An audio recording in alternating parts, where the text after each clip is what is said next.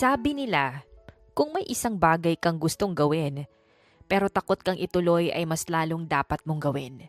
Dahil ang bagay na ikinatatakot mo na yon ay siyang magdadala sa iyo sa tagumpay.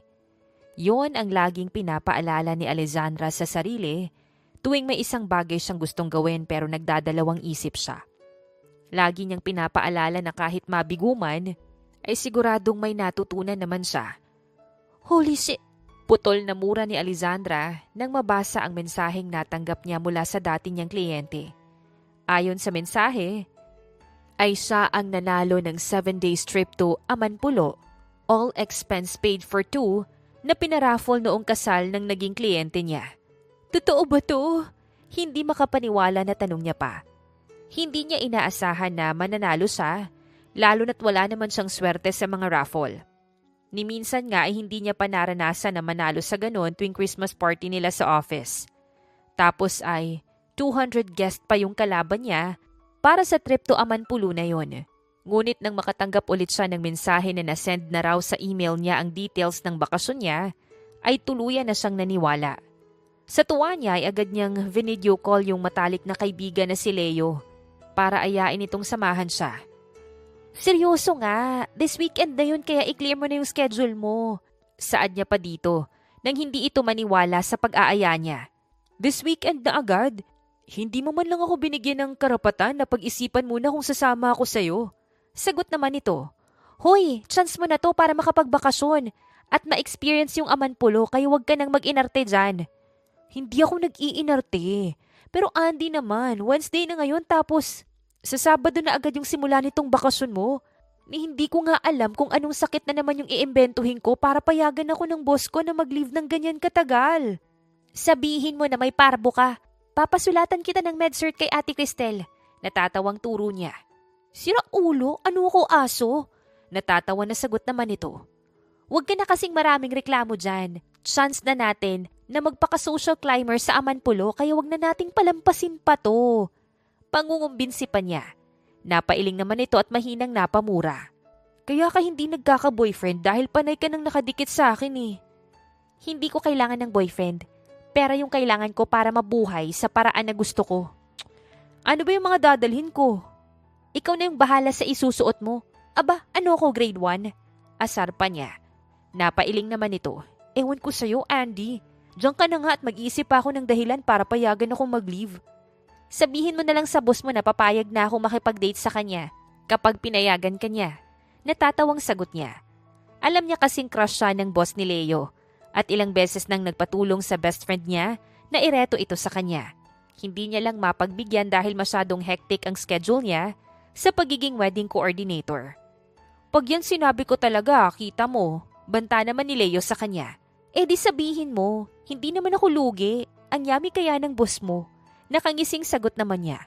Sira ulo. Napapailing naman na sagot nito. Ako nang bahala, i-update na lang kita. Siguraduhin mo ha. Kung hindi, yung boss mo na lang mismo yung aayain ko na samahan ako. Pang-aasar niya pa. Hindi naman na pinatulan pa ni Leo ang pang-aasar niya at pinatayan na lang agad siya ng tawag. Habang siya naman ay dumiretso na agad sa paghahanap ng pwede niyang isusuot online. Aabot naman siguro to sa Friday kung ordering ko to, no? Baling niya pa sa ka-office mate niyang si Bea habang pinapakita ang isang dress na nakita niya. Kung next day delivery tapos within metro, pwede. Pero mas okay na sa mall ka na lang bumili para sure na may masusuot ka. Sagot naman ito. Tama naman ito kaya agad siyang sumang-ayon at ginawa ang suggestion nito kinahapunan bago siya umuwi. Pag-uwi naman sa apartment niya ay inayos na rin niya ang mga gusto niyang dalhin sa bakasyon niya. 7 days yun, kaya dapat 7 din yung dala kong swimsuit. Tapos mga dress at long skirt para pang OOTD. Kausap niya pa sa sarili. Excited na talaga siya, lalo na't sa loob ng 5 taon niyang pagtatrabaho, ay ngayon lang siya magkakaroon ng bakasyon. Kaya lang, kung kailan naman handa na ang lahat at aalis na lang sila, ay tsaka naman nagkaroon ng emergency si Leo sa pamilya nito. I'm sorry, Andy. Walang ibang magbabantay kay mama sa ospital kundi ako lang. Hinging paumanhin pa nito sa kanya. Ayos lang naman, Lee. Naiintindihan ko naman. Ako na lang mag-isa yung pupunta. Malungkot man siya, ay wala naman siyang magawa. Ngunit kung akala niya ay yun lang ang aberya ng bakasyon niya, ay nagkakamali siya. Anak naman ng tokwa, inis na bulalas niya. Huli na nang malaman niya na sobrang higpit pala ng agency pagdating sa bookings. At dahil couples trip ang napanalunan niya, hindi niya ito maa-avail kung mag-isa lang siya. Gusto ko lang naman magbakasyon, mag-relax. Naiinis niyang bulong sa sarili. Hindi na niya alam kung ano na yung gagawin niya. Kaya unti-unti na lang niyang tinanggap na hindi na talaga matutuloy ang bakasyon niya. Dahil kahit gusto niya, saan naman siya kukuha ng makakasama sa ganitong oras? It was canceled, Caleb, and I might go somewhere else. Dinig niyang sabi ng lalaking nakaupo sa tabi niya. Natigilan siya at agad na napalingon dito. Isang ideya ang mabilis na nabuo sa isip niya. It's now or never, Andy. Subukan mo lang. Kung ayaw niya, Eddie, iyak ka na lang mamaya pag uwi mo sa apartment mo. Udyok niya sa sarili at saka lakas loob na tumayo para kausapin ang katabi niya. Sandali, sir. Pigil niya dahil akmang aalis na ito. Nilingon siya ng lalaki at tinuro pa ang sarili. Hawak pa rin ang cellphone na may kausap. Oo, ikaw. May gusto lang sana akong sabihin. Nagtaas ito ng kamay, senyales na maghintay siya. Tumahimik naman siya at naghintay. I will call you back later, Caleb. Dinig niyang sabi nito bago tuluyang ibaba ang telepono. What is it, miss? Baling nito sa kanya. Humugot siya ng malalim na hininga at lumapit ng mabilis. Alam kong weird to. Pero wala na kasi akong choice. Pwede ka bang magpanggap na boyfriend ko? At samahan ako sa Amanpulo ng 7 araw. Napakunot noon naman ito at bahagyang napahinto sa paglalakad. I know I sound crazy, but I'm serious. Dead serious, sir. Mabilis niyang paliwanag para hindi siya pag-isipan nito ng hindi maganda. Desperada lang talaga ako para hindi masayang ang trip na to dahil wala akong dalang boyfriend. Promise, libre lahat. Food, hotel, transpo, pati drinks. Zero gastos. Dagdag pa niya. Wala ka bang boyfriend? Imbis ay tanong nito sa kanya. Pigil-pigil naman niya ang sarili na napairap at imbis ay ngumiti na lang. Wala sagot niya. How about friends? Kailangan lalaki kasi nga need magpanggap na boyfriend ko. Isa lang yung friend kong lalaki, yung dapat kasama ko dito. Kaya lang nagka-emergency nga siya sa pamilya niya. Sagot niya kahit napakiramdam niya ay malapit na siyang ma-offend sa mga sinasabi nito. Pinakatitigan naman siya nito. Tila ba sinusuri ang buong pagkatao niya. You don't sound crazy. Wika pa nito. Bahagyang yumuko para magtama ang kanilang mga mata. But you sound like a kidnapper who's been doing this for years. Dagdag nito. Sagot sa tanong niyang nauna. Napasimangot naman siya at mabilis na umiling. Uy, hindi no. Napanalunan ko kasi tong raffle. Tapos yung dapat kasama ko, biglang nagka-emergency. Oh, eto yung trip details. Pati ID ko. Proof na hindi ako masamang tao. How do you think I'll agree with you just by seeing this? Tanong nito. Nakataas ang isang kilay. Cancelled naman yung trip mo, diba? At sabi mo kanina, plano mong sa iba na lang pumunta. Kung sasama ka sa akin, hindi ka nagagastos kahit piso para magbakasyon. Tinignan naman ulit siya nito. 7 days. Yes. Libre lahat. Lahat. Kailangan mo na lang pumunta para i-avail. Sagot niya. Fine. Pero may kondisyon. Ano yun? Una, walang tanungan ng personal na bagay. Pangalawa, pabor ang gagawin kong to kaya kailangan mo tong bayaran. Pangatlo, pagkatapos ng 7 araw, ay hindi na tayo magkakilala ulit. Anito. Napataas naman siya ng kilay. Gusto niyang sabihin na hindi mahirap ang hinihiling nito dahil hindi naman siya interesado na makisawsaw sa buhay nito. Gusto lang talaga niyang makapagbakasyon at hanggang doon lang yun. Yun lang ba? Maliit na bagay lang yung mga gusto mong mangyari. Magkano ba yung gusto mong bayad? Tanong niya pa. Natawa naman ito. I'm not talking about money, miss. Ano pala? Natigilan naman siya at napaatras habang nakakrus sa dibdib niya ang 2 braso niya. I'm not interested in you. Mabuti na yung malinaw, no? Ano ba kasi yung kabayaran na sinasabi mo? Nagibit balikat naman ito. Pag-iisipan ko pa. Okay, I'll trust your words, sir. Enzo, Anito sabay lahad ng kamay sa kanya. Nakangiting tinanggap naman niya ito. Nice meeting you, Enzo. I'm Andy. Nice meeting you too, Andy. Bati din ito sa kanya. Samantala, hindi naman maiwasan na mapailing ni Enzo sa sarili habang binabalikan kung ano ang pumasok sa isip niya para tanggapin ang alok ni Andy sa kanya na samahan ito na magbakasyon. Hindi niya alam kung dahil ba sa libre yon at sa aman pulupa o dahil nagandahan siya sa dalaga. Let's go, baby. Anya tsaka kinuha ang kamay nito para hilahin papalapit sa kanya. Kita naman niya ang gulat sa mga mata nito. Pero sumunod din naman dahil nakatingin sa kanila ang organizer ng vacation trip na napanalunan daw nito. Baby? Bulong sa kanya ni Andy nang makalampas na sila sa check-in at ngayon ay hinahatid na sa magiging villa nila sa loob ng 7 araw. Magkarelasyon tayo, diba? Dapat may tawagan tayo. Siguradong hindi lahat ng magkarelasyon ay may ganyan, Enzo. Tsaka gasgas na masyado yung tawagan na yan. E ano yung gusto mo? Babe? Love? Mahal? Langga? Natatawa niyang tanong. Napairap naman ito kahit medyo napapangiti rin sa sinabi niya. Corny mo din, no? Ayoko na mga ganyan. Ano palang gusto mo? Pangalan na lang. Hindi pwede. Paano natin makukonvince ang lahat na magkarelasyon tayo kung wala tayong ganyan? Hindi naman tayo artista para mag-fan service, Enzo. Tama na yung ganito. Sagot nito tsaka itinaas ang kamay nilang magkahawak pa rin. Pero kailangan nating magpanggap. Tingin mo ba sapat na yung nakita nila kanina? Siyempre hindi. Papanoorin pa rin nila tayo hanggang sa hindi sila kumbinsido na magkarelasyon talaga tayong dalawa. Sabi niya, alam niyang wala namang pakialam ang staff ng resort sa kung totoo man o hindi na magkarelasyon sila. Gusto niya lang talagang subukan ang pasensya ni Andy. Ngunit imbis na makumbinse, ay umirap lamang ito sa kanya. Anong tingin mo sa akin? Pinanganak kahapon. Events organizer ako.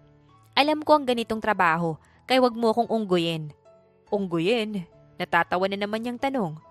Oo, alam mo, malapit ko ng pagsisihan na ikaw yung napili ko eh.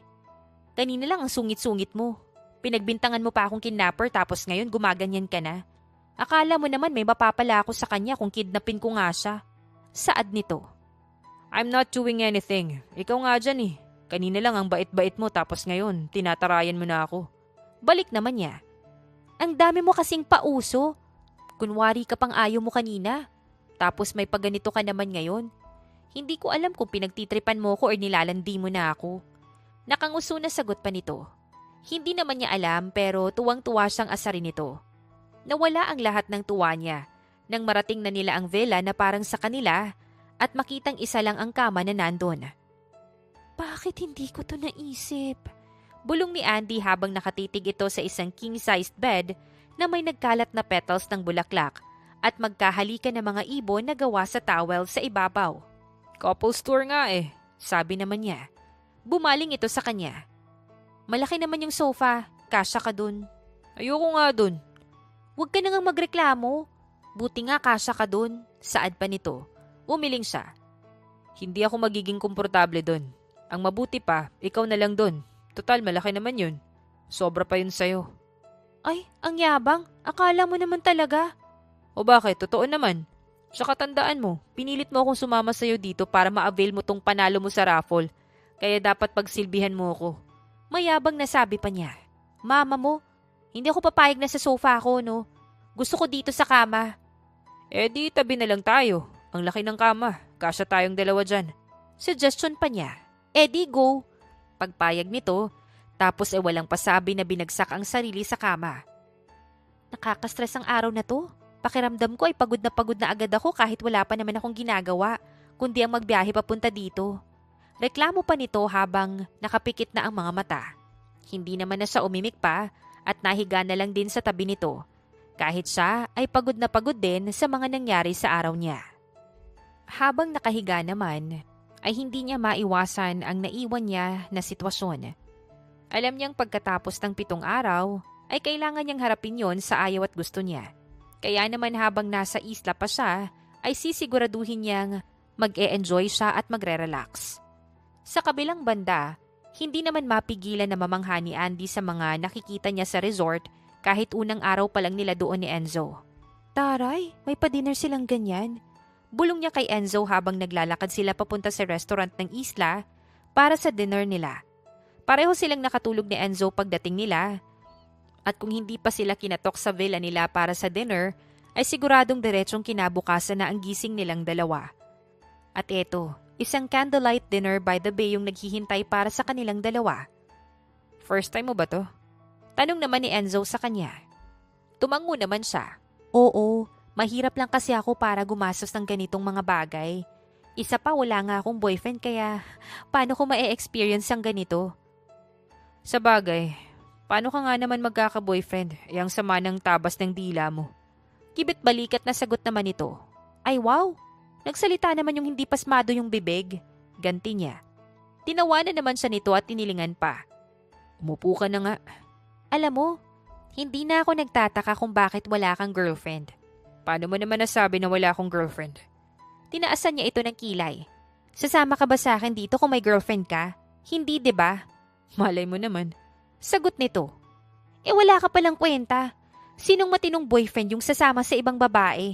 Babaeng hindi niya kilala. Kahit may girlfriend naman pala siya. Kadiri yun. Kadiri? Oo, kadiri yung mga taong hindi kayang maging responsible sa commitment nila. Dapat sa ganyang tao sinusunog ng buhay. Grabe ka naman sa kanila. Kulang pa yun, no? Sagot niya. Hindi naman na sumagot pa si Enzo lalo na't dumating na yung pagkain nila. Social talaga, may pa-steak pa. Komento niya nang ma-serve na ang main course ng dinner nila. Don't tell me na first time mo ring makakain ng steak. Siyempre hindi. Tingin mo naman sa akin, poorest of the poor. May budget naman ako sa ganito, no? Di mabuti. Nakakaawa ka naman kung wala, 'di ba? May trabaho pero walang panlibre sa sarili. Yabang. Ikaw, anong trabaho mo ha? Nagkibit balikat naman ito. Secret. Sus, siguro illegal yan no? Mukha ba akong gumagawa ng illegal? Balik tanong nito sa kanya. Mariin naman niyang tinitigan si Enzo habang hinihiwa ang steak niya. Looks can be deceiving. Hindi ako utu-uto kaya hindi ako madaling naniniwala sa itsura lang. Sagot niya. Ewan ko sa'yo, Andy. Kumain ka na nga lang. Sabi na lang ni Enzo. Natatawa na sinunod naman niya ang sinabi nito. Kumain na sila kahit paminsan-minsan ay nakakasingit pa rin siya ng pang-aasar kay Enzo. At kahit alam naman niyang unang pagkakataon nila yung magkita at magkasama, hindi siya alangan o takot man lang sa binata. Komportable pa nga siya dito, dahilan para magawa niya itong asar-asarin. Kinabukasan, bilang parte ng bakasyon niya ay may inihandang couples activities ang management ng isla na pwede nilang gawin. At hindi lang silang dalawa ang gagawa nun, kundi ang mga kasabayan nilang couples na nandoon din. Hindi kinakain to? Tanong niya habang pinapakita kay Enzo ang napulot niyang starfish habang nagsasnorkeling sila. Gutom ka na naman ba? Tanong din ito sa kanya. Hindi. Sa China kinakain to, 'di ba? Napahugot naman ito ng hininga. Yes, in some parts of China. Napangibit siya. Kaya nagkaka-pandemic eh. That's their culture, Andy. I'm sure we also eat things others don't. Sagot nito. Paano naman kasi nila kakainin to? Ang tigas-tigas nito. Ano to? Ginagawa nilang cornic? Masarap naman kaya? Nakangusong tanong niya pa. Ang mabuti pa umahon na tayo para makakain na. Kung ano-ano na yung mga pumapasok sa isip mo. Hindi ka pala pwede na magutom. Napapailing na aya naman ni Enzo sa kanya. Samantala hindi naman maitatanggi ni Enzo na nag-e-enjoy siyang kasama si Andy. Peloso po man ito at malakas mang asar, ay natutuwa pa rin siya sa dalaga. Lalo na kapag napipiko nito sa mga ganitong pang-aasar niya. Sasali ba tayo dyan? Tanong sa kanya ni Andy nang sabihan sila ng staff ng isla na handa na ang susunod na activity na hinanda ng mga to para sa kanilang mga guests. Gusto mo ba? Scavengers hunt daw yan eh. Mukha ba tayong scavengers? At ano namang hahanapin natin? May gold ba dito? It's just a game, Andy. Napapailing na sagot naman niya. I know, pero kailangan talagang ganitong oras, tanghaling tapat. Ang init. Maarteng saad naman ito. Nasa isla tayo, Andy. Normal lang na mainit dito. Sagot naman niya. Pwede namang gawin tumamayang hapon para hindi nakakasunog ng balat. Sunset date sa yate yung price dito, Andy. Para namang mga bituin na nagniningning ang mga mata nito nang marinig ang sinabi niya. Talaga? Gusto ko yun! Excited na saad naman ito. Kailangan nating sumali kung ganun. Okay! Sang-ayon naman ito tsaka nagmadaling pumunta sa harapan nila para ipalista ang mga pangalan nila. Akala ko ba mainit? Pang-aasar niya ng lapitan na ito. Magsasunblock na lang ako. Sagot nito tsaka seryosong tumingin sa kanya. Kailangan manalo tayo, Enzo. Once in a lifetime lang yung chance na to kaya galingan natin. Yes, ma'am. Sagot naman niya. Simple lang ang rules ng game na to. Kada pair ay may 5 kailangang hahanapin at ang unang makabalik dito ang siyang mananalo ng sunset date in the yacht. Panimula ng organizer ng palaro habang may isa namang nag-aabot sa kanila ng kapirasong papel. Nasa papel na yan ang mga kailangan yung hanapin. Dagdag pa ng organizer pagkatapos silang pagbigyan lahat ng papel. Orchid, kabibe, driftwood, makinis na bato at balahibo. Madali lang to. Isa-isang basa ni Andy sa mga kailangan nilang hanapin. Madali lang ang mga yan. Komento naman niya. Sigurado ka? Mukhang competitive pa naman yung mga kalaban natin. Trust me, akong bahala. Sagot naman niya tapos ay kinindatan pa nito. Madali lang naman ang mechanics ng game at madali lang din hanapin ang mga items na pinapahanap sa kanila kaya sigurado siyang madali nilang matatapos yun. At hindi nga siya nagkamali. Mabilis nga nilang nahanap ang mga nasa listahan nila. Kaya lang ay may mas mabilis pa pala sa kanilang dalawa ni Andy. Talo tayo. Malungkot na sabi nito nang pagbalik nila ay may nauna ng kalaban nila doon. Ang bilis naman nila. Saad niya. Sayang naman. Gusto ko pa naman matry yung yate. Nakangusong saad ni Andy. At kahit alam naman niyang wala siyang kasalanan ay hindi pa rin niya maiwasan na mag-guilty. Kaya naman kahit hindi dapat ay napilitan siyang gumawa ng paraan para lang ma-experience ni Andy ang makasakay sa yate na yon habang nanonood ng paglubog ng araw. Kumusta, Caleb? Tanong niya sa kanyang assistant pagkatapos niya itong utusan na ipag-reserve silang dalawa ni Andy ng yate. Okay na, sir. Pupuntahan na lang daw kayo ng staff sa isla pag oras na. Sagot naman ito. Tumango naman siya at napangiti. Thanks, Caleb. Maikling pasasalamat pa niya. Anytime, sir. Sagot naman ito. Ibinaba na niya ang tawag pagkatapos noon. Hinintay na lang niya na sunduin silang dalawa ni Andy sa villa nila. Malungkot ka pa rin ba dahil natalo tayo? Tanong niya sa dalaga dahil buong hapon na itong nakanguso. Sayang din kasi yun. Once in a lifetime chance lang yun. Dahilan naman ito. Pwede mo naman yun ma-experience sa labas, Andy. Alam ko naman yun. Pero yung ma-experience yun dito sa Amanpulo mismo, ngayon lang yung chance ko. Sure na akong hindi na ako makakabalik dito, no? Bakit naman hindi? Tanong niya. Amanpulo to, Enzo. Kahit ibenta ko pa yung kidney ko kasama yung balon-balunan ko, hindi ako makaka-afford na makabalik dito. Buti nga't nanalo ko nitong bakasyon na to eh. Kundi hanggang imagination ko na lang talagang makarating dito.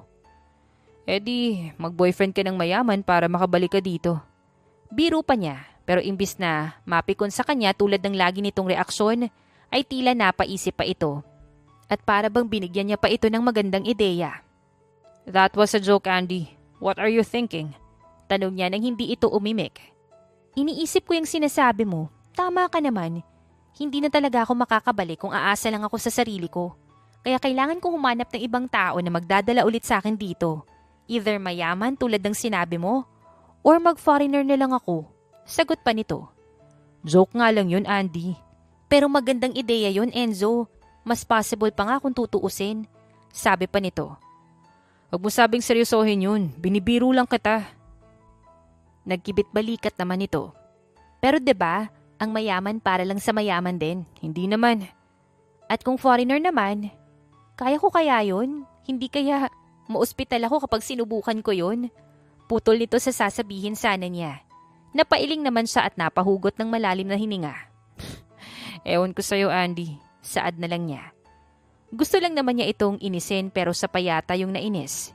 Hindi na lang tuloy sa umimik at naghintay na lang na sunduin sila ng staff ng isla para matigil na si Andy sa kabaliwan nito. Sa kabilang banda, para namang nanalo sa loto ang pakiramdam ni Andy nang bigla na lamang pumunta sa villa nilang isang mga staff ng isla para sabihin na may nag-sponsor ng yacht sunset date nilang dalawa ni Enzo. Totoo ba yun? Hindi makapaniwalang tanong niya kay Enzo nang silang dalawa na lang dito sa villa. Narinig mo naman yung sinabi ng staff. May nag-sponsor daw kaya bilisan na natin. Magbihis ka na. Sagot naman nito na parang hindi big deal ang pangyayaring yun. Pero bakit tayo? Ang dami nating kasali kanina sa scavengers hunt. Baka kasi mukha talaga tayong scavengers kaya naawa na sa atin. At binigyan na tayo ng pagkakataon na ma-experience yung yate. Sagot naman nito. Hindi naman niya pinansin ang sinabi ni Enzo kahit alam niyang inaasar na naman siya nito. Masyado siyang masaya at excited para makipag-asaran pa dito ngayon. Ang swerte ko talaga. Tumaya kaya ako sa loto. Baka chance ko na to para yumaman. Sabi na lang niya. Do you even know how small the probability of winning the lottery is? Wala akong pakialam. Basta tataya ako pagbalik natin sa Maynila. Sagot niya. Mas malaki pa yung chance na yumaman ka kung mag-aasawa ka ng mayaman, Andy. Napapailing na sabi naman ito. Second option ko yan, huwag kang mag-alala. Sagot niya pa ulit. Halos matawa naman siya sa reaksyon ni Enzo, pero hindi na niya yon pinansin ulit. Iniisip na lang niya kung ano yung susuotin niya para maganda naman siyang tignan pag pinost na yon sa social media. Nag-ayos na rin siya, kaya nang dumating na yung sundo nilang maghahatid sa kanila sa yate, ay ready na siya. Picturean mo ako, utos niya kay Enzo tsaka inabot ang cellphone niya dito. Ayusin mo ha, ipopost ko yan sa FB at IG ko. Paalala niya pa. Hindi naman tinanggap ni Enzo ang cellphone niya. Imbis ay nilabas nito ang sarili nitong cellphone. Mas maganda ang quality ng camera ng sa akin, sabi nito. Okay, masayang sagot naman niya tsaka pumwesto sa harap ng yate. Upo ka tapos lean ka ng konti. Lagay mo rin yung buhok mo sa harap ng balikat mo, sa isang side. Utos nito na nasa pwesto na siya. Ganito? Yes, tingin ka na dito. Huwag kang ngingiti, tingin ka lang sa camera. Utos pa ulit nito. Yung parang sa mga artista? Yes, like that. Kumpirma pa nito. Sumunod naman siya. Inayos niya pa ng konti ang buhok niya tsaka niya inilagay sa isang balikat niya tulad ng gusto nito.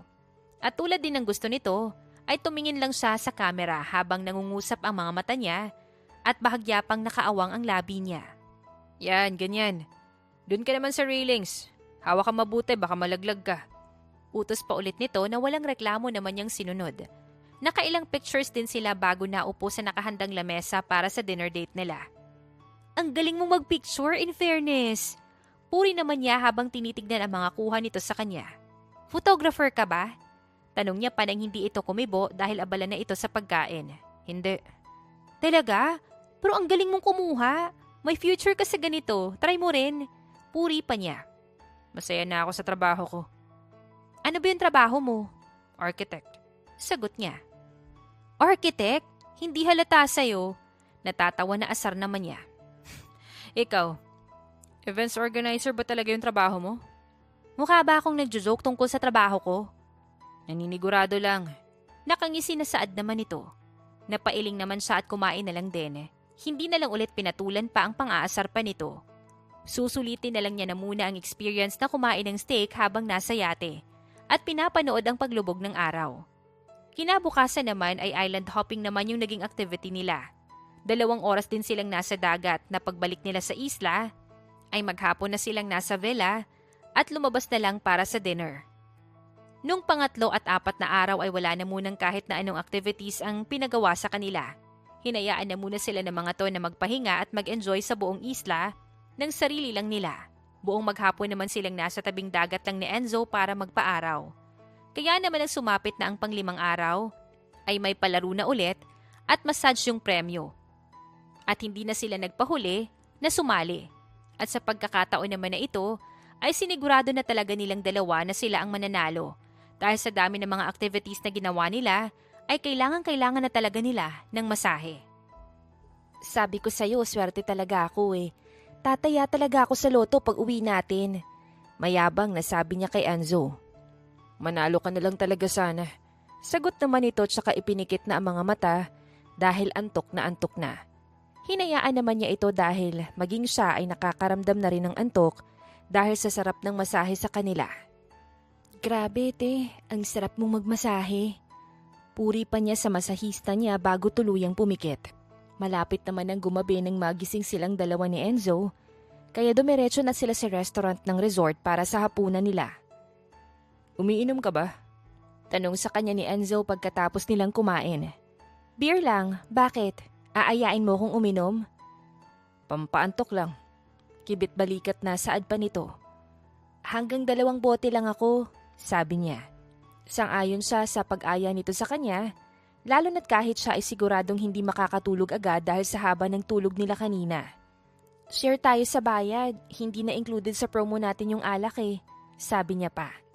Ako na magbabayad. Talaga? Big time architect ka na ba at parang yayamanin ka na? Tanong niya pa. Walang tanungan ng personal na bagay, remember? Sagot nito. Ang OA mo naman, parang yun lang Hindi naman ito sumagot imbis ay diretsong tumawag sa receptionist ng resort para mag-order ng inumin nila. Order ka rin ng sisig para pulutan. Pahabol niya na ginawa naman ito. At nang dumating na ang in-order nito ay halos malula siya sa nakita. Dineretso agad ang mga yon sa veranda ng villa nila dahil doon nila balak na mag-inuman. Ang dami naman ito, Enzo! 2 lang tayo pero parang pang isang buong pamilya na tong order mo. Sakto lang yan. Sagot naman ito tsaka nagbukas na ng alak. Inabutan siya nito ng isa na hindi naman niya tinanggihan pa. Sabi mo pampaantok lang. Pangdamagan na to reklamo niya pa.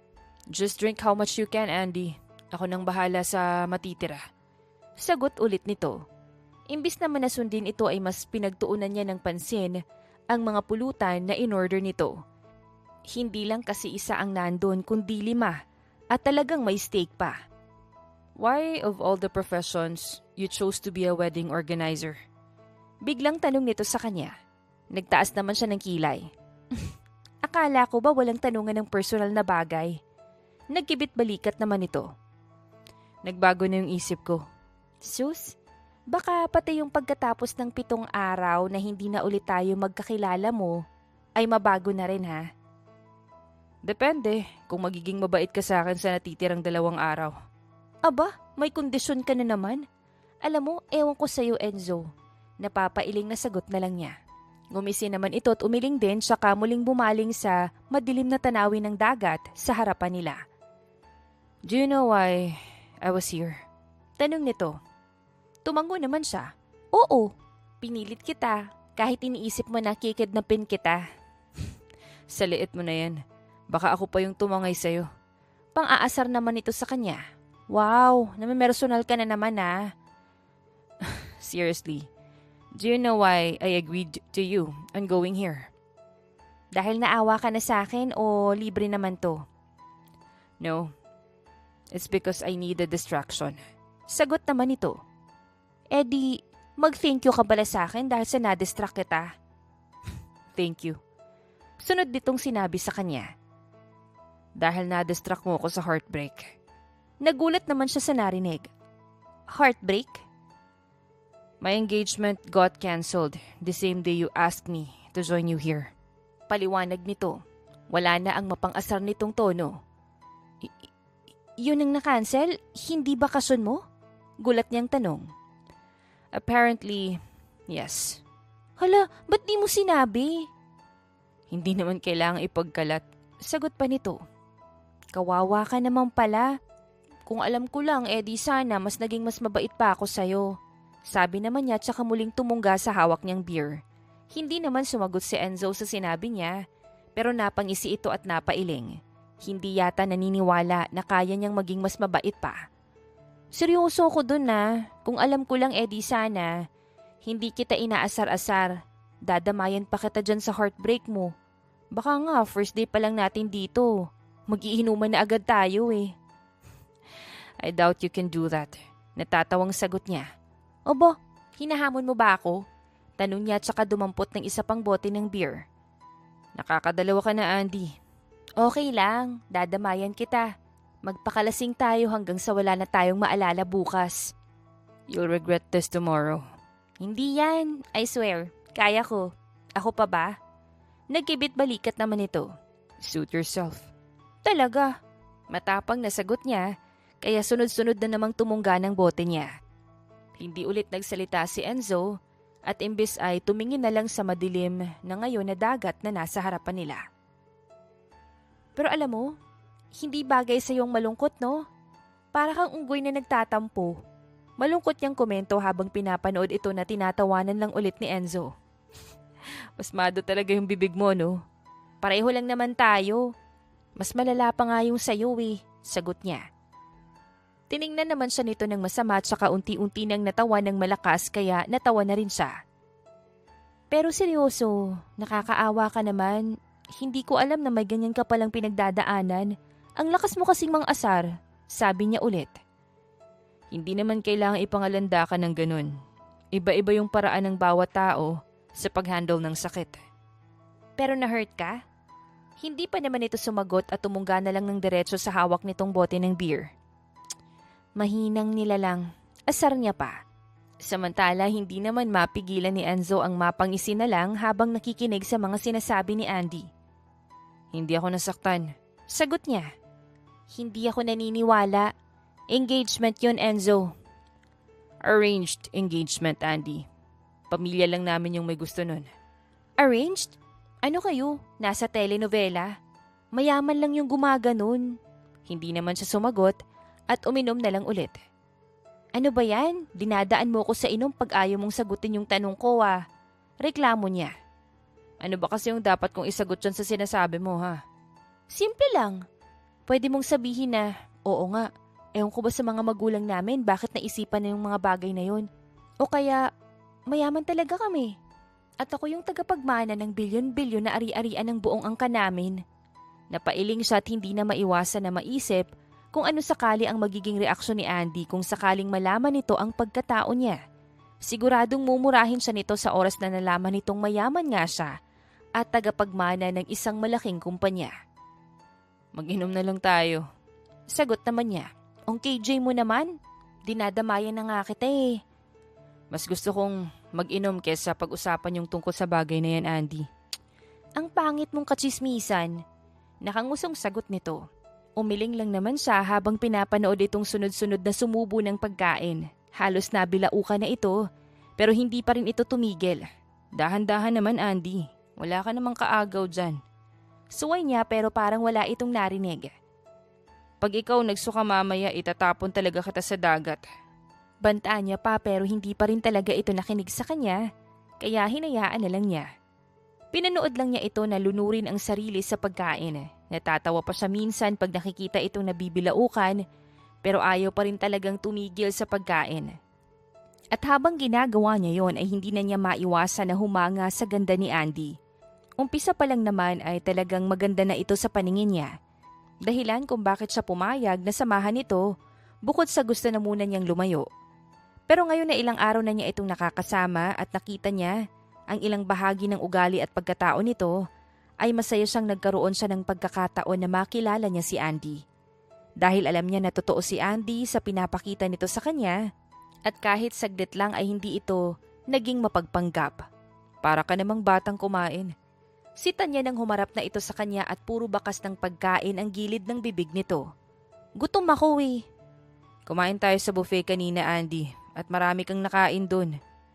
Sinusulit ko lang. Last na natin bukas dito Pang-anim na araw pa lang natin bukas. May isang araw pang natitira. Wala na yun, pack up na yun. Baka nga breakfast na lang yung magawa natin doon dahil check out na ng 12:00. Na-enjoy mo naman tong bakasyon mo, hindi ka nalugi. Sagot niya, tsaka inabot ang pisngi nito para punasan ng sauce na dumikit doon. Nagulat naman siya na bigla na lamang kagati ni Andy bago pa man niya mabawi ang kamay niya. No touching. Arte naman. Ikaw na nga yung tinutulungan. Hagis kaya kita sa dagat. Di subukan mo. Isasama kita para pareho tayong malunod. Sagot naman ito. Pasaway ka talaga. Sabi na lang niya pero hindi pa rin niya napigilan ang sarili. Naabutin muli ang mukha nito nang makitang may sauce pa na natira sa gilid na naman ng labi nito. Andy! Sigaw niya nang kagati na naman siya nito. O yan, ang kulit mo Nakangising sabi naman ito sa kanya. Sutil. Sabi na lang niya at akmang lalayo na nang habulin siya nito. At dahil lasing na ito, ay agad itong nawalan ng balanse. Buti na lang ay mabilis pa rin siyang kumilos dahil agad niya itong nasalo. Pakagat. Anito tsaka siya kinagat sa braso. Masakit, Andy! Reklamo niya pero tinawanan lang siya nito ng tinawanan. Nang muli naman itong sumubok na kagatin, ay agad na niya itong pinigilan. Ang kulit mo, Andy. Napakagat lang damot mo. Nakangusong reklamo naman ito.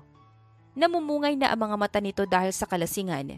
Ngunit imbis na magpahinga na ay nangungulit pa sa kanya. Matulog ka na. Ayaw. Lasing na lasing ka na, Andy. Hindi ako lasing, no. Kayang-kaya ko pa. Look. Sagot nito tsaka mayabang na lumakad sa harap niya. Ngunit hindi pa man ito nakakadalawang hakbang ay muntik na naman itong matumba. Ang tigas talaga ng ulo mo. Pakis na lang. Nakangusong saad nito. Tinataas baba pa yung dalawang kilay. Itulog mo na yan, sagot niya. Pero hindi pa rin ito tumigil kaya naman para matahimik na ito ay pinagbigyan niya na ito. Pinatakan niya ito ng halik sa noo. Sa noo? Ano ko, Lola? Singhal nito sa kanya. Lasing ka na kaya matulog ka na, sabi niya. Aakayin na sana niya ito papasok ng silid, ngunit bago pa man niya yun magawa, ay lumapat na ang labi nito sa kanya. Para naman siyang nakuryente at hindi agad siya nakakilos. At bago pa man niya tuluyang maintindihan ang nangyayari, ay gumaganti na siya sa paghalik ng dalaga. At hindi naman yun ang unang beses na nakipaghalikan siya. Pero pakiramdam niya ay ganun yun. Ang galing mong humalik. Komento naman ito nang magbitiw para kumuha ng hangin. I know. Mayabang na sagot naman niya tsaka ito hinila para mapaupo na sa hita niya para mas makapaghalikan pa sila ng mas maayos. At nang pakiramdam niya hindi na sapat ang halikan, ay tumayo na siya habang buhat-buhat si Andy at saka dumiretso sa kama nilang dalawa. If you don't want it, just tell me. We will stop. I will stop, Andy. Tanong niya dahil kahit lasing siya, ay nasa katinuan pa rin naman siya para malaman yung ginagawa nila. No, please. No, please. What, Andy? Tanong niya habang pinapaulanan na ng halik ang leeg nito. Alam niyang mali ang ginagawa niya. Tinutukso niya ito para mahirapan na itong tumanggi. Pinupuno niya ng kamunduhan ang isip ni Andy para hindi na ito makapag-isipan ng iba, kundi ang gustuhin lang siya. No, don't stop please. Hirap na pakiusapan nito at mas niliyad pa ang sarili sa kanya. Damn. Mahinang mura niya nang tuluyan ng makita ang kabuuang katawan ni Andy. You're so fine, Andy. Dagdag niya pa bago ito muling siniil ng halik. Pakiramdam niya ay uhaw na uhaw siya. At tanging ang mga halik lang ni Andy ang makakapawi ng pagkauhaw niya na yon. At dahil hiniling nito, ay hindi na siya nagpakasakalye pa at agad niyang binigay dito ang gusto nito. Sa kabilang banda ay pakiramdam naman ni Andy ay nasabugan siya ng bomba pagkagising niya kinabukasan. At ang unang tumambad sa kanya ay magkayakap ang hubad nilang katawan ni Enzo. Hindi naman siya inosente para hindi malaman kung ano ang nangyari at kung ano ang ginawa nilang dalawa ng binata. Lalo pat ramdam na ramdam niya yon sa gitna ng mga hita niya. Holy freaking shit! Gusto niyang sumigaw at itulak si Enzo palayo sa kanya, ngunit hindi niya magawa. Ayaw niyang magising ito at makita na ganun yung sitwasyon nilang dalawa. Pero hindi rin naman niya kaya na manatili pa sa ganoong sitwasyon, lalo na't nararamdaman niyang may nakatutok na matigas na bagay sa gilid ng hita niya. Kaya naman kahit hirap ay dahan-dahan siyang kumawala sa mga bisig ni Enzo at diretsong tumakbo papasok sa CR. Ang siraulo mo rin, Alexandra. Anong ginawa mo? Kastigo niya sa sarili habang pilit na inaalala ang mga nangyari. At habang dumadami ang alaala niya ay mas kinikilabutan siya sa mga ginawa niya. Ikaw pa talaga yung nag-initiate. Ang landi mo rin. Sermon niya pa sa sarili niya. Hindi siya makapaniwala na ganun kadali lang niyang binigay ang sarili kay Enzo. Ni hindi man lang siya nagdalawang isip. Ni hindi man lang talaga niya naisip na kagagaling nito sa breakup at pwedeng ginawa siya nitong pampalipas oras lang. Kaya nga hanggang 2 beer ka lang, Alexandra. Ganito ang nangyayari kapag sumusobra ka. Sermon niya pa sa kanyang sarili. Ngayon hindi na niya alam kung paano niya haharapin si Enzo. Kung ano ang dapat niyang sabihin o gawin man lang. Magpanggap ka na lang na wala kang maalala, Andy. Oo, tama. Kunwari wala kang maalala. Sabi niya sa sarili, ngunit hindi naman niya yon nagawa. Lalo na nang paglabas niya ng banyo, ay wala si Enzo sa kama nila at hindi na niya ito makita sa kahit saang sulok ng silid nila, kahit sa veranda. Don't tell me. Nabitin ang sasabihin niya sana nang makitang nagjo-jogging lang pala ito sa labas. Nakahinga pa siya ng maluwag nang makita itong nandun. Akala niya iniwan siya nito na umalis na lang ito bigla nang hindi man lang sila nakakapag-usap. Okay, great. Mas may time ka pa para mag-isip, Andy. Kalma ka, kaya mo yan. At kung ano man yung magiging usapan yung dalawa ni Enzo, dapat okay lang sa'yo. Dapat maging okay ka lang. Paalala niya pa sa kanyang sarili. Gusto niyang maging kalmado sa oras na pag-usapan nilang dalawa ang nangyari. Hindi naman siya nag-expect ng kahit ano, pero gusto pa rin niyang maging malinaw ang lahat. Subalit umabot na ng pananghalian ay tsaka lang bumalik sa villa nila si Enzo at ang unang bungad pa nito sa kanya ay mauna na siyang mag-lunch dahil maliligo pa daw ito. Dismayado man ay sinunod na lamang din niya ang sinabi nito. Umaasa na hahabol ito sa kanya pero hindi yun nangyari. Sa sama tuloy ng loob niya ay hindi na muna siya bumalik ng villa nila. Buong maghapon siyang nasa beach at nag-iisip. Nagkita na lang ulit sila nang dumating na yung hapunan. Huling hapunan na nila yon sa isla kaya may hinandang dinner para sa kanila sa resort.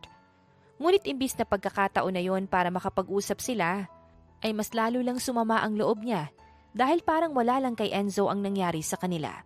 Sobrang normal pa rin ang kilos nito hanggang sa matapos ang dinner at kahit nasa villa na sila, ay wala man lang itong nabanggit tungkol sa nangyari. It was nice to know you, Andy. Thank you. Sabi nito nang makabalik na sila ng Maynila at nasa labas na sila ng airport. Thank you din. Sagot lang niya habang pilit na pilit ang pagngiti.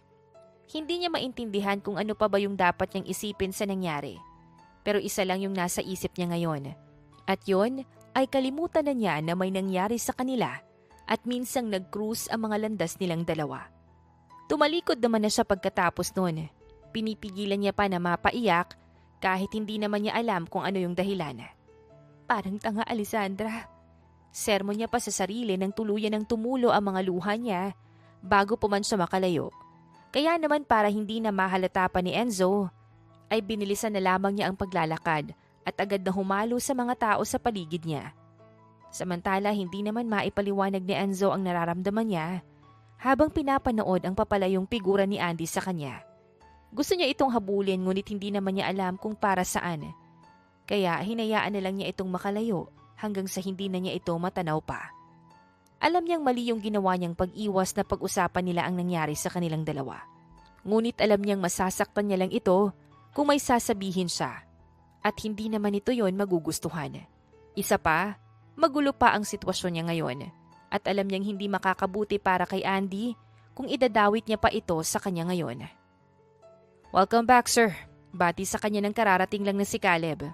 Tumango naman siya at ngumiti din. Wala siyang sinabi kahit pa kunin na nito ang maleta niya at igiya siya kung saan naghihintay ang sasakyan niya. Anong balita, Caleb? Tanong niya nang nasa loob na sila ng sasakyan. Pumunta po yung lolo niyo sa office para makausap kayo. Naniniwala daw po siya na kayo po yung dahilan kung bakit na-cancel yung engagement niyo ni Miss Tara. Kwento pa nito. Ako na yung bahalang kumausap kay lolo, sagot niya. Tumango naman ito at in-update na siya sa ibang bagay na kailangan niyang gawin. Ngunit sa lahat ng yon, ay isa lang ang gusto niyang ayusin, agad. At yon ay ang tungkol sa nakansilan niyang engagement. Lo, tawag niya nang makauwi na siya sa mansyon ng kanyang lolo at lola.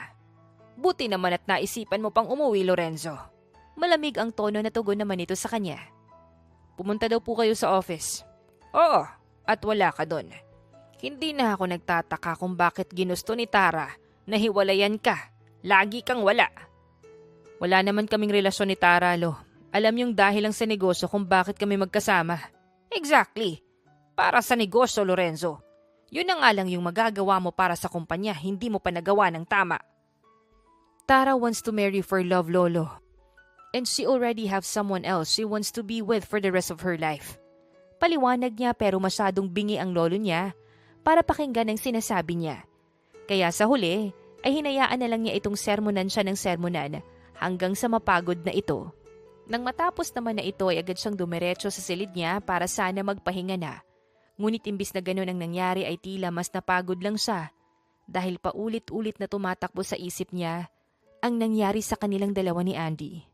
God, what did you do to me, Andy? Kastigo niya habang nakatulala sa kisame ng kwarto niya. Bawat haplos ng kamay ni Andy sa kanya, bawat hagod ng labi nito sa labi niya, at ang bawat daing nito sa mga ginagawa niya ay malinaw na malinaw pa rin sa alaala niya. At pakiramdam niya, kahit gising siya, ay napapanaginipan pa rin niya yon. Hirap na hirap tuloy siyang makatulog dahilan para tanghaliin na siya ng gising kinabukasan. Kumusta yung pinapahanap ko sa'yo, Caleb? Bungad niya dito pagdating niya sa office niya. Here, sir. Sagot naman nito tsaka nilapag sa ibabaw ng mesa niya ang isang envelope. Mabilis naman niya itong binuklat. Alexandra Javier, 27, Events Organizer. Panimulang basa niya sa mga impormasyon na nakalagay doon tungkol kay Andy. Alexandra. Banggit niya sa pangalan nito habang inaalala ang nakangiting mukha nito sa kanya. Bigla ay naramdaman na lang niya na gusto niya itong makita para mayakap at mahalikan. Do we have a final name to organize our founding celebration? Baling niya kay Caleb. Umiling naman ito. They're still finalizing it, sir. Tell them to get the A&L's events. Sila yung gusto kong mag-asikaso ng founding celebration natin. And please, tell the agency I want Miss Alexandra Javier to be our organizer. Utos niya. Tumango naman agad si Caleb at sinunod yung gusto niya. Alam niyang hindi siya pwedeng sumulpot na lang sa harapan ni Andy na para bang walang nangyari. Na hindi siya umakto na wala lang ang lahat sa kanya. Ngunit alam niya rin na hindi na niya kakayanin pa, na hindi na ito makita. Kaya naman handa siyang gawin ang lahat, masilayan man lang ito, kahit ilang segundo lang. Sa kabilang banda, naging abala naman ang mga naging araw ni Alexandra simula nang makabalik siya galing Amanpulo. Pero hindi yun dahil sa natambakan siya ng trabaho, kundi dahil kailangan niyang i-distract ang sarili niya sa mga nangyari sa isla. Andy, ikaw daw yung umasikaso sa bagong kliyente natin. Founding anniversary daw yung dapat i-organize. Sabi ng katrabaho niyang si Nicole tsaka inilapag sa lamesa niya ang isang folder. Sige, kailan yung meeting sa kanila? Sagot niya. Bukas na ang 10, ang sabi ng sa taas, kasama raw mismo yung may-ari ng kumpanya na a-attend. At ikaw daw mismo yung na-request na mag-organize ng celebration nila. Ako? Anong company ba yun? Cortez Industries? Naging kliyente mo na ba sila nun? Umiling siya. Hindi yata, wala akong matandaan. Baka nirecommend ka ng iba mo mga naging kliyente. Kibit-balikat na sabi na lamang ni Nicole. Tumango naman siya. Baka nga. Gagawin ko na to kaagad. Thank you, Nicole. No problem. Sagot naman ni Nicole tsaka nagpaalam ng babalik na sa pwesto nito. Agad naman niyang sinimulan ang mga dapat niyang gawin para sa magiging presentation niya. At dahil may specific na theme na gusto ang kliyente niya, ay hindi na siya mahihirapan pang gumawa ng samples na ipapakita niya pag nakaharap niya ang mga ito sa meeting. Subalit tila pinaglalaruan talaga siya ng tadhana. Dahil kung ano pa yung ayaw niyang mangyari, ay talagang inilalagay siya sa ganoong sitwasyon. Nice meeting you, Miss Javier. I'm Caleb, Executive Assistant for Chief Executive Officer of Cortez Industries. Formal na bati nito sa kanya nang mabungaran niya ito sa labas ng conference room. Hello sir, nice meeting you too. Is your boss already inside? Yes miss. Naghihintay na lang kaming magsimula yung meeting. Oh, simulan na pala natin. Nahihiya namang aya niya. Alam niyang may kalahating minuto pa bago magsimula ang meeting nila. Kaya hindi siya nagmadali ng kilos at hindi naman niya alam na mas maaga pala ang dating ng mga to. Tara na sa loob sir. Tawag niya pa at halos mabulunan naman siya sa sariling laway ng pagpasok niya sa loob ng conference ay magawi ang tingin niya sa taong nakaupo sa pinakadulo ng long table nila. Si Enzo yon na abala sa pakikipag-usap sa boss niya. That's Mr. Lorenzo Cortez, the CEO of Cortez Industries. Bulong sa kanya ni Caleb. Ganun ba? Siya pala yun? Utal na sagot naman niya. Hindi siya makapaniwala sa narinig at nakita niya na ganong kalaking tao pala si Enzo. Nakangising tumangu-tango naman ito sa kanya. He's been meaning to meet you, Miss Alexandra. Ha? Bakit naman? Bulungan pa nilang dalawa ni Caleb. To do business with you, miss. Business? Ano namang business yan? Legal ba yan? Tanong niya dahilan para matawa si Caleb. It is very legal, Miss Alexandra. Mr. Cortez is very respected person with good wisdom and high morals. Sagot pa nito. Parang hindi naman. Kunot noong sagot naman niya. Lalo namang natawa si Caleb at bahagyang napailing pa. Mapapagalitan na ako nito ni Sir, Miss Alexandra. Huwag mo na akong patawanin. Bakit ka naman niya pagagalitan ng dahil lang natatawa ka? Tanong niya, pero inilingan lamang siya nito. Caleb, tawag naman ni Enzo dito. Yes sir. Mabilis na sagot ni Caleb at sa ilang segundo lang ay nasa harap na agad ito ni Enzo. May binulong si Enzo kay Caleb at pagkatapos nun ay bumalik na ito sa harap niya at sinabing pwede na niyang simulan ng presentation. Sumunod naman siya at kahit kabado ay ginawa pa rin niya ang makakaya niya para lang maging maayos ang presentation niya. Ayaw niyang magkamali dahil ayaw niyang may maisip itong hindi maganda tungkol sa kanya.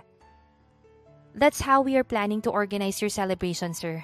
Saad niya pagkatapos ng presentation niya. Kabadong naghintay naman siya ng reaksyon mula kay Enzo at nang tumango ito, ay tila nabunutan naman siya ng tinik sa dibdib. I like it. Maikling sabi pa nito tsaka basta na lang pinirmahan ang kontrata na hinanda nila. Thank you, sir. Sabi naman niya.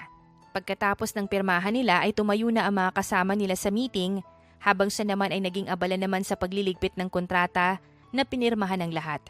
Dahilan para hindi na niya mamalaya na silang dalawa na lang pala ni Enzo ang nasa loob ng conference room. Ikaw, kailan mo ako balak pansinin?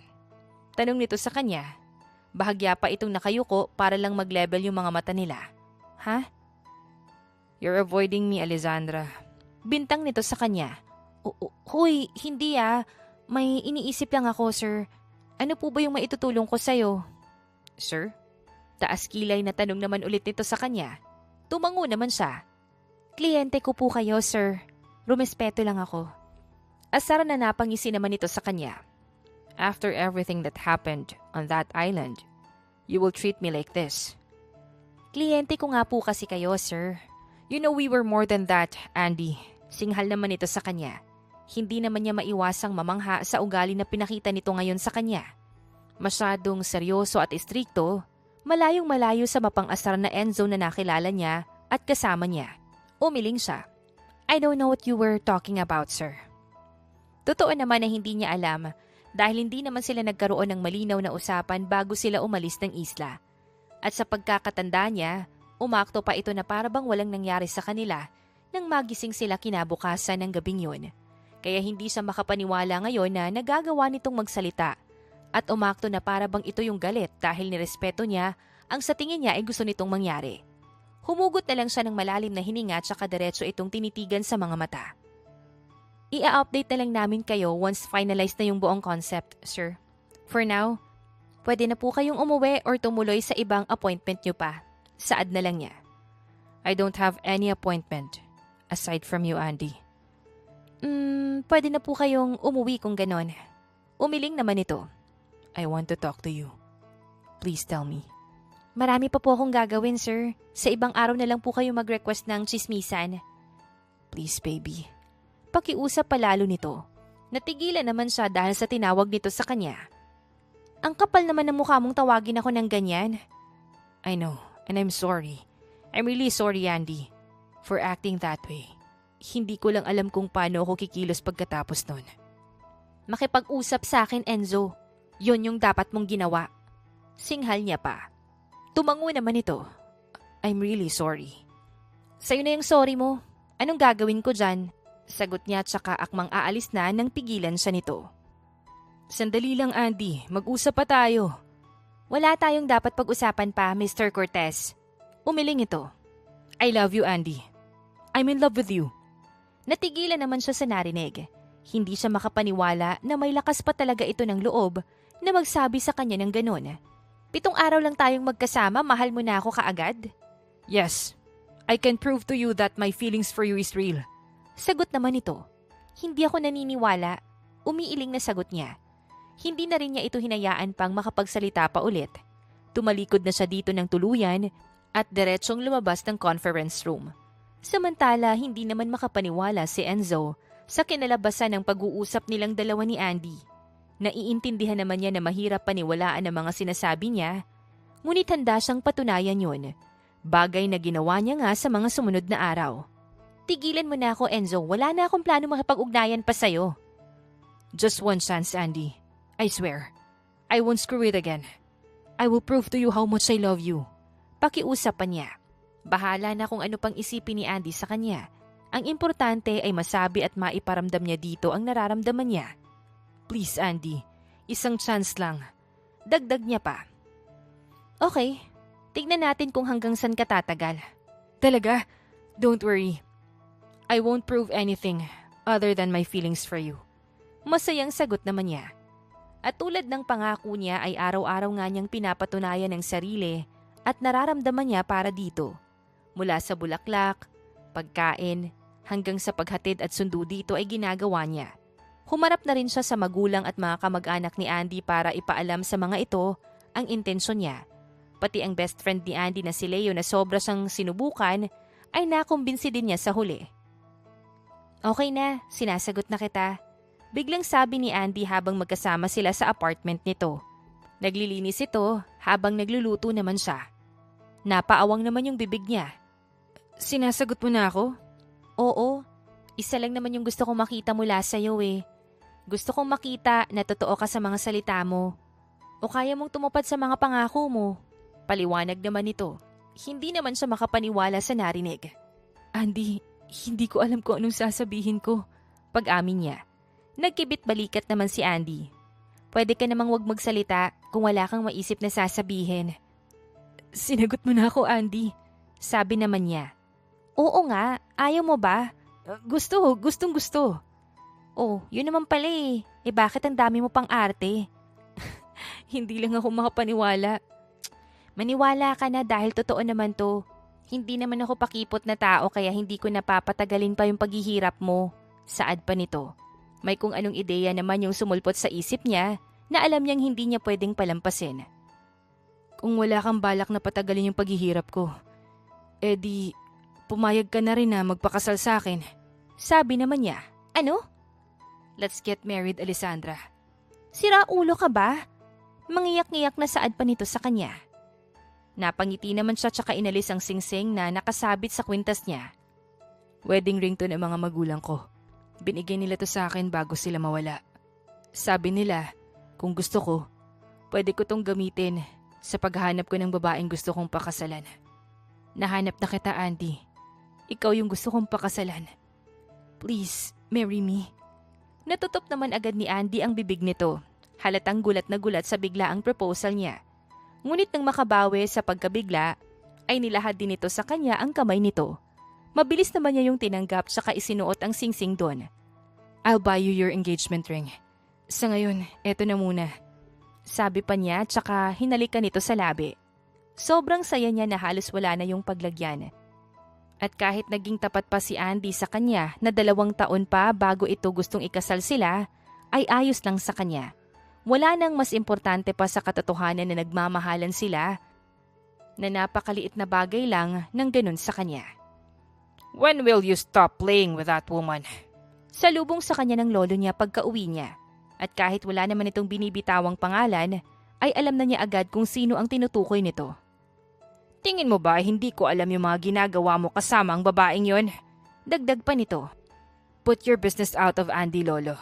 I love her and I will do everything just to be with her. Sagot pa niya. Natawa naman ito. Parehong-pareho talaga kayo ng ama mo, Lorenzo. Parehong nawawala sa katinoan pagdating sa pag-ibig. You're right. I am like my father.